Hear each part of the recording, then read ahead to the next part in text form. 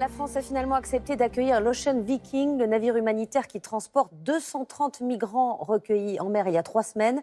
C'est une première et le ministre de l'Intérieur, Gérald Darmanin, précise que c'est à titre exceptionnel, par devoir d'humanité.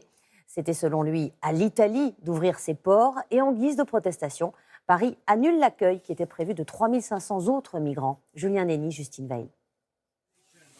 C'est la fin d'un périple éprouvant de près de 3 semaines en pleine Méditerranée.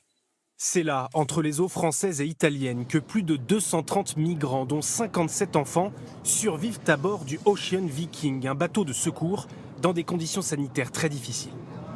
Après un long bras de fer diplomatique avec l'Italie, à la mi-journée, le ministre de l'Intérieur a tranché. Face à cette situation, les autorités françaises ont pris la décision, à titre exceptionnel, de pallier au comportement inacceptable du gouvernement italien et d'inviter le navire à rejoindre le port militaire de Toulon.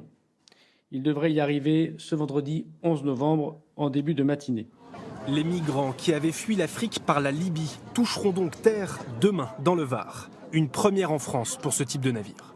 C'est un grand soulagement et aussi beaucoup d'amertume parce que c'est une séquence qui a été extrêmement pénible depuis 3 semaines à bord du bateau, presque 3 semaines. C'est inédit. On n'a jamais dû attendre aussi longtemps avant qu'un port sûr soit désigné.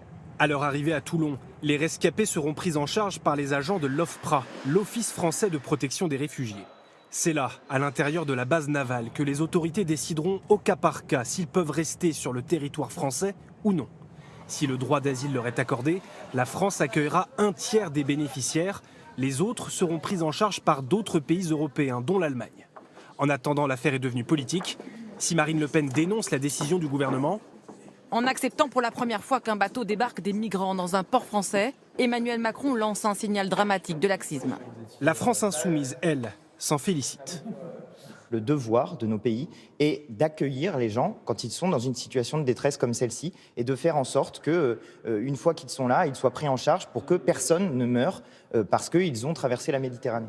L'an passé, selon l'ONU, 123 000 migrants ont tenté de rejoindre l'Europe par la Méditerranée. Plus de 3 000 y ont laissé la vie.